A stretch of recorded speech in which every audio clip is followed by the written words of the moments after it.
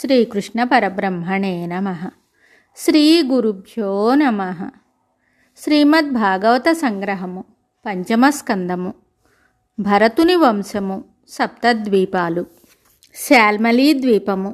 ప్లక్షద్వీపానికి తరువాతనున్న ఈ ద్వీపము ప్లక్షద్వీపానికి రెండింతల 4,00,000 యోజనాలు విస్తీర్ణము కలది. దీని చుట్టూ అంతే విస్తీర్ణత గల సురాసముద్రము వ్యాపించి ఉన్నది.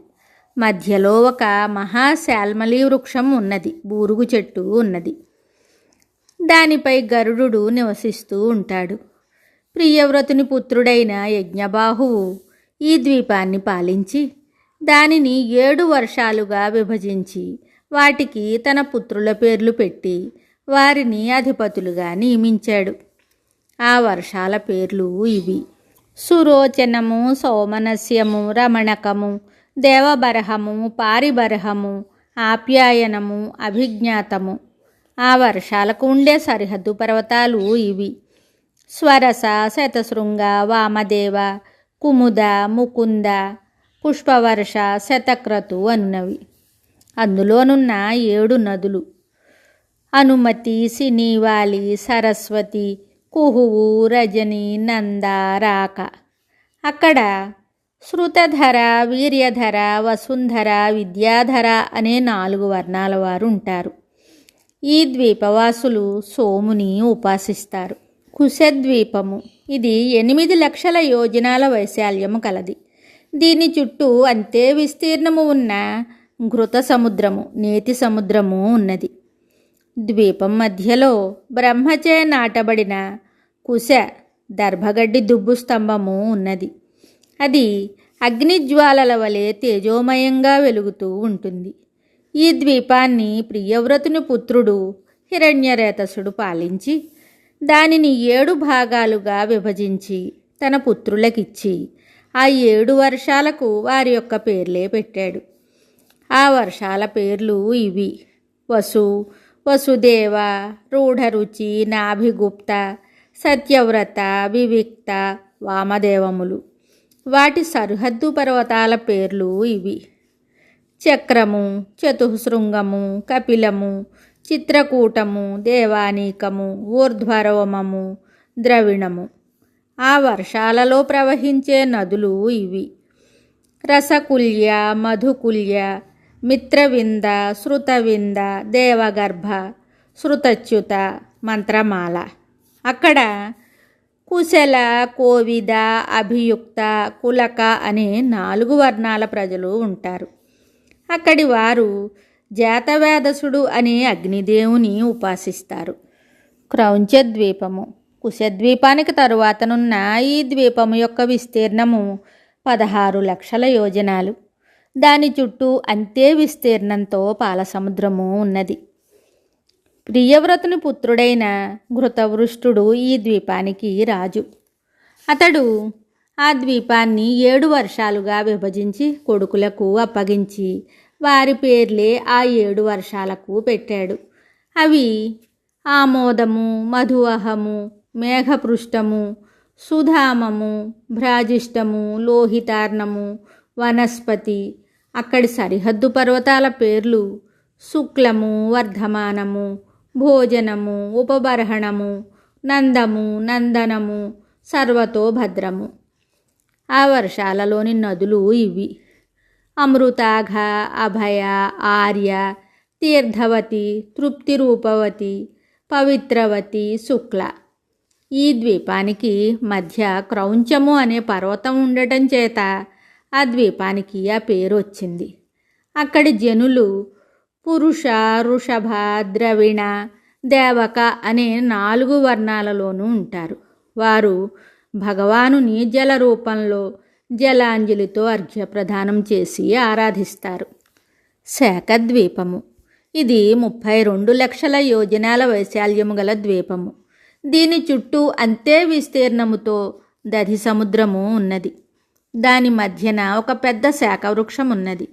దాని పరిమళము ద్వీపం అంతా వ్యాపించి ఉంటుంది. ప్రియవ్రతుని పుత్రుడు మేధాతిథి దీనికి ప్రభువు. అతడు ఆ ద్వీపాన్ని 7 వర్షాలుగా విభజించి 7 కొడుకులకు ఇచ్చి వాటికి వారి పేర్లనే పెట్టాడు.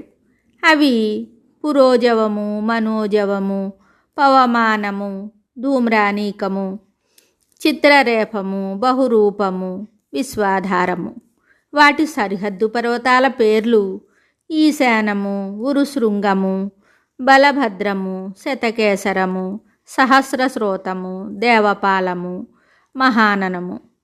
అందలి నదుల పేర్లు అనఘ, ఆయుర్ధ, ఉభయ సృష్టి, అపరాజిత, పంచపది, సహస్రశ్రుతి, నిజధృతి.